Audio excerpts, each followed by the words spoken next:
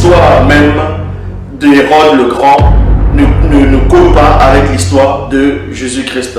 Parce que ce Jésus-Christ inventé, ce Borgia, ce César de Borgia, dont l'église romaine a inventé, ils ont juste pris l'histoire de ce Jésus-Christ, ils ont essayé de le coïncider avec l'histoire d'Hérode le Grand.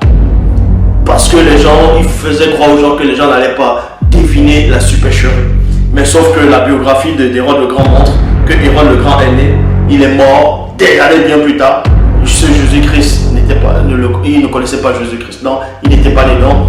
Le fait qu'on dise que Hérode s'est entretenu avec les mages, ça n'a jamais existé. Ça c'est faux. Donc l'histoire de Jésus-Christ est une supercherie. Bon, on va pas, comme j'ai dit, on va pas s'arrêter là, on va poursuivre dans les Écritures même. Même la Bible actuelle, les écrits vont condamner, vont montrer que ce Jésus-Christ n'a jamais existé. Voilà, même si vous lisez dans les évangiles, quand on dit Jésus-Christ, c'est un personnage qu'on a inventé. Donc votre foi, elle est basée sur du néant, sur du faux. Matthieu chapitre 2, verset 15. Il dit, Bible parole de vie. Il resta là-bas jusqu'à la mort d'Hérode le Grand, donc c'est-à-dire en Égypte. Ainsi se réalisa ce que le prophète a dit de la part du Seigneur.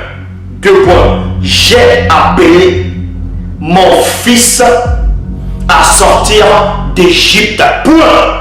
Donc ici, ils vont maintenant établir la christocentrisme. Vous voyez, ils vont établir la notion de la christocentrisme pour faire croire aux gens que non seulement les prophètes de l'Ancien Testament, de ce qu'on vous appelle l'Ancien Testament, a prophétisé sur ce Jésus-là, et aussi que la prophétie s'est réalisée. Comme l'histoire d'Hérode ne coïncidait pas avec la naissance de Jésus-Christ, et maintenant ils vont se rabattre ici pour faire croire que les prophètes allaient la prophétiser sur ce Jésus-Christ-là. Mais on va démontrer ici que c'est faux. Là, Matthieu chapitre 2, verset 15 est encore une pure invention. Vous voyez, est une pure invention. On va encore le démontrer. Il resta là-bas où en Égypte. Il resta là-bas. Il resta jusqu'à la mort d'Hérode. Afin que s'accomplisse. Donc, afin que s'accomplisse ce que le Seigneur avait déclaré par le prophète. Donc, on fait mentir maintenant Dieu. Vous voyez? Ici, là, ils vont inventer une histoire et ils vont mettre, on va dire Dieu dedans, quoique rien ne contient le bas, mais ils vont faire mentir Dieu, ils vont faire parler Dieu pour faire croire à l'existence de ce Jésus-Christ-là. Vous voyez? J'ai appelé mon fils à sortir d'Égypte. Bible à la colombe, il est dit, il y resta jusqu'à la mort d'Hérode, afin que s'accomplisse ce que le Seigneur avait déclaré par le prophète. Deux points. J'ai appelé mon fils hors d'Égypte. Donc vous pouvez croire ici qu'il y avait soi-disant un prophète dans de ce que vous appelez l'Ancien Testament, avait prophétisé sur cet enfant Jésus-là, pour dire que cet enfant Jésus, en gros, il ira là-bas en Égypte, on va l'appeler à sortir d'Égypte. On dit, la prophétie s'est réalisée. Maintenant, je vous invite à aller donc dans le livre où ce prophète a parlé et vous allez vérifier s'il est question de cet enfant-là, de ce fils-là, de ce Jésus-là. Vous allez voir qu'on ne parlait même pas de ce Jésus-là dedans. Et là, ils ont encore menti sur une prophétie. Vous voyez? Ils ont encore menti parce qu'ils ont inventé ce personnage de Jésus-Christ. Pour cela, on va dans Osée. Osée, là, le livre d'Osée. Pour ceux qui ne savent pas, c'est ce que vous appelez dans l'Ancien Testament. Osée, chapitre 11, au verset 1. Dans Osée, chapitre 11, verset 1, Bible, parole de vie. Le Seigneur dit, deux points, quand Israël était jeune, virgule, je l'ai aimé, virgule, je l'ai appelé, virgule, lui, virgule, mon fils, virgule, a sorti d'Égypte. Point.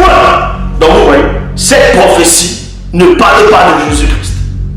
Puisque si cette prophétie parle d'Israël, Israël était considéré comme le fils de Dieu selon la Bible actuelle ici. Et c'est lui qui était en Égypte selon les Bibles actuelles classiques. Je vais démontrer même que même l'esclavage en Égypte n'a même pas eu lieu. Ça, c'est encore une pure invention. Donc, ces gens-là, pour inventer ce Jésus-Christ, ils vont prendre un récit déjà inventé pour encore inventer les prophéties. Est-ce que vous comprenez? Donc, Osée chapitre 11, verset 2. Bible de la liturgie. Quand je l'ai appelé, appelé qui? Le petit enfant, dont Matthieu 2,15 fait allusion que le prophète a prophétisé. Or, quand nous voyons les écrits de ce prophète, nulle part c'est écrit que c'était Jésus-Christ, mais plutôt Israël. Et regardez la suite.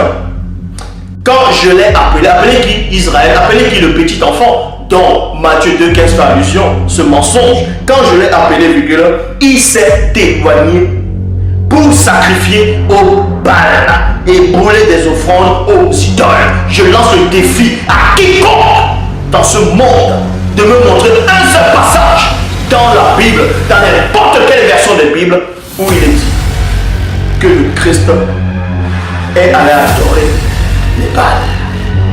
Montrez-moi ce verset. C'est là où vous voyez qu'il n'y a qu'un seul enseignant.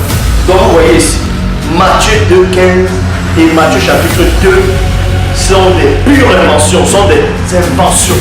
Parce que ce Jésus-Christ n'a jamais existé. Il n'a jamais existé. Même le pape là qui a dit, selon quand il a démissionné, lui-même il a dit que Jésus-Christ est une invention. Même les anciens papes, un ancien pape dans l'histoire, vous pouvez vous renseigner, au Nouveau Testament déclaré que Jésus-Christ n'a jamais existé. Ce sont des fictions.